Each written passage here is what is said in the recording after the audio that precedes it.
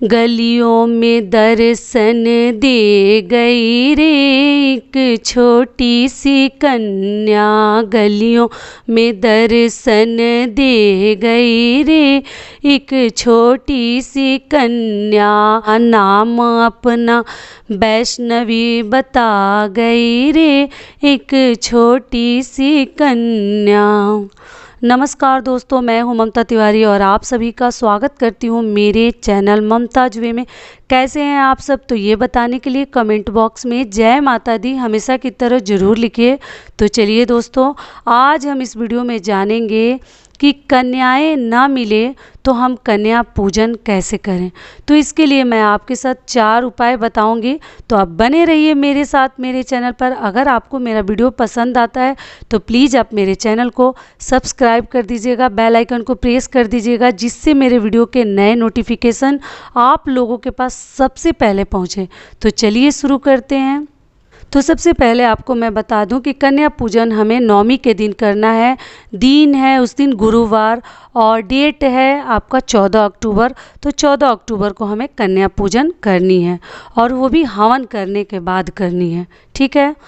और आगे बता देती हूँ कि देखिए, पहले जो था बड़ा सही ज़माना था। अभी ज़माना 2 साल से जो आ गया है कि वो सभी परेशान है। दुनिया में मुझे लग रहा है कोई ऐसा व्यक्ति नहीं होगा जो इस महामारी से परेशान नहीं होगा। अभी कन्याएं भी मिलना बड़ा मुश्किल हो गया है। जल्दी लोग कहीं आते जाते नहीं हैं। बच्चों को तो और भी नहीं जाने देते, क्योंकि बच्चों के लिए भी बड़ा रिस्की समय चल रहा है। तो आपको मालूम ही है।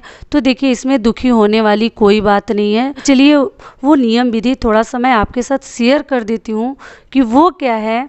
कि देखिए, अगर कन्याएं नहीं मिलती हैं, 2-4 भी मिल जाती हैं घर परिवार में आस पास में, या कोई अलाउ कर दे कि ठीक है हम अपनी बेटी को भेजेंगे, तो आप ना 2-4 कन्याओं को भी मतलब आप 9 थाली या 9 प्लेट सजा कर रखिए। उन्हीं कन्याओं को ना मतलब लोग तो बोलते हैं कि ऐसा सही नहीं है, लेकिन बिल्कुल सही है। ना मिले उससे अच्छा है कि उपाय निकाल लें। जो चीज़ अब नहीं हो सकता तो उससे अच्छा है, भगवान कभी हमारे ऊपर ऐसा नहीं है कि वो नाराज़ होंगे, हमसे प्रसन्न नहीं रहेंगे। जो ना मिले उसके लिए सोचना ही नहीं है। तो इसीलिए आपको 2-4 ही कन्याएं मिलती हैं तो आप उन्हीं को बार बार खिलाकर 9 बार एक ही प्लेट में, मतलब बार बार भोजन मत परोसिएगा। अलग अलग प्लेट में आप 3-4 कन्याओं को भी 9 बार खिलाकर आप अपना कन्या पूजन इस प्रकार से भी कर सकती हैं। तो ये हो गया हमारा पहला नियम। दूसरा नियम क्या है कि मान लीजिए कन्याएं नहीं मिल रही हैं, तो आपको सबसे सरल और साधारण उपाय मैं बता दे रही हूँ। वो क्या है कि आप ना 9 कन्याओं के लिए सोचकर पैसे निकाल लीजिए। जितना पैसा देना चाहती है, कोई ज़रूरी नहीं है कि हम 50,000 देंगे तभी हमारा व्रत जो है संपूर्ण होगा। जितना आपकी आमदनी है, जितना बजट है, जिस हिसाब से आप देना चाहती हैं, उतना पैसे आपको 9 कन्याओं के लिए सोचकर जोड़कर निकाल लेनी चाहिए। और जोड़ने के बाद आपको ले जाकर उस पैसे को मंदिर में दान कर देनी चाहिए। दान पेटी में दान दे दीजिए। नहीं दान देना चाहती हैं तो उस पैसे को बचा कर रखिए। किसी भी रिश्तेदार रिलेटिव के यहाँ अगर लड़की की शादी है या आस पड़ोस में भी किसी कन्या की शादी है, तो उस पैसे से उसके लिए कुछ भी खरीद कर आप मतलब गिफ्ट स्वरूप में, उपहार स्वरूप में आप उसको दान कर सकती हैं। क्योंकि लड़की के शादी में भी दान देना महादान उसको कहा जाता है। तो आप दान दे सकते हैं इस प्रकार से ही। अगर मंदिर में देना चाहती है तो मंदिर में दे सकती हैं। अगर नहीं देना चाहती हैं तो इस प्रकार से भी कन्या के शादी में उस पैसे को दान कर दीजिए। अच्छे से संभाल कर रख लीजिए, ठीक है। तो ये हो गया हमारा दूसरा नियम। तीसरा नियम क्या है कि अगर मान लीजिए आपके आस पड़ोस अगर गाय मिलती है, तो आप भोजन को अच्छे से संभाल कर ले लीजिए। 9 जगह प्रसाद, हलवा पूड़ी, चना, खीर, जो ही आपने श्रद्धा से माता के लिए बनाया है वो सजा लीजिए बड़े से थाली में, प्लेट में, पात्र में, और ले जाकर गायों को, मतलब गौशाला है या 2-4 गाय हैं, 1 गाय है, उनके सामने रख दीजिए। आप लोग के कमेंट आते हैं कि दीदी हमारे तरफ जो गाय है ना वो पूड़ी नहीं खाती है। तो देखिए, मैं ये पहली बार सुन रही हूँ कि गाय पूड़ी नहीं खाती है। ऐसा पता नहीं कैसे आप लोग के तरफ की गाय है, लेकिन हमारे तरफ तो जो गाय हैं पूड़ी पकवान अच्छे से खाती हैं, बड़े मन से खाती हैं। तो ऐसा नहीं है कोई गाय किसी कारणवश नहीं खाई होगी गौ माता, लेकिन ना वो खा लेती हैं। पूड़ी वगैरह वो खाती हैं, कोई दिक्कत वाली बात नहीं है। तो आप ले जाकर इस प्रकार से उनको खिला सकती हैं, ठीक है। तो ये हो गया हमारा तीसरा नियम। चौथा नियम क्या है कि आप मंदिरों में या अपने आस पड़ोस अगर कन्याएं हैं, अगर मान लीजिए उनके पेरेंट्स आने नहीं देते हैं, तो आप उनके लिए ना मिठाई का पैकेट बनवा लीजिए।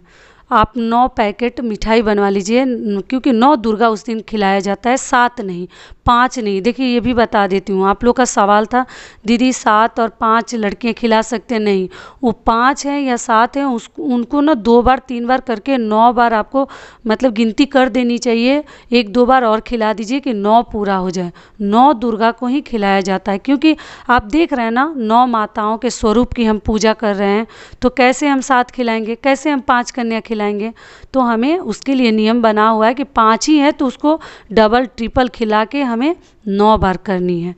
तो आप क्या कीजिए कि आप ना मिठाई का पैकेट 9 पैकेट बनवा लीजिए, या कुछ और भी गिफ्ट देना चाहती हैं तो 9 कन्याओं को उनके घर आप पहुंचा दीजिए, या मंदिरों में अगर मिलती हैं कन्याएं तो आप ले जाकर उनको दान दे सकती हैं, मतलब कन्याओं को उपहार और भेंट के स्वरूप में आप उनको दे सकती हैं। तो इस प्रकार से ये 4 नियम, देखिए मैं आपको एकदम सरल नियम है, बड़े आसान नियम है, आप चाहें तो इस प्रकार से कर सकती हैं। और कन्याओं को दक्षिणा में फल अवश्य दीजिए, क्योंकि ना आप लोग का मतलब कई लोगों का ऐसा मानना है ना कि कन्याओं को फल देने से ऐसा माना जाता है कि माता रानी के सारे फल उनके साथ चले जाते हैं। ऐसा कुछ नहीं है, फल देना बहुत अधिक शुभ है। माता को मतलब दक्षिणा के स्वरूप में 9 माता को आपको फल अवश्य देनी चाहिए। सेव और केला आपको अगर खिला रहे हैं तो उनको ज़रूर दीजिए। 5 को खिला रहे हैं तो 9 के बराबर में, जिसको 2-3 बार मतलब आपने बार बार खिलाई है तो उनके लिए उतना सेव और उतना केला आपको ज़रूर देनी चाहिए। तो इस प्रकार से आप कीजिएगा, ऐसा चिंता मत कीजिएगा कि उन्हें फल नहीं दिया जाता है, ज़रूर दिया जाता है, तो आप ज़रूर दीजिए। यथाशक्ति तथा भक्ति, जितना है जो है उतना ही में करेंगे, उतना ही में भगवान को प्रसन्न करेंगे। जान नहीं देनी है, जान है तभी जहान है। हमें इतना ज़्यादा टेंशन और तनाव में नहीं रहनी है। कलश हिल गया, दिया गिर गया, कुछ अशुभ तो नहीं होने वाला है, ऐसा कुछ नहीं है। आदमी ही है, इंसान ही है, उनसे गलतियां हो सकती हैं। माता रानी बहुत दयालु हैं, सबकी मनोकामना वो पूर्ण भी करती हैं और सबकी गलतियों को वो माफ़ भी करती हैं। तो आप लोग इतना चिंतित मत रहिए, एकदम खुशी मन से खुले दिल से पूजा अर्चना करिए।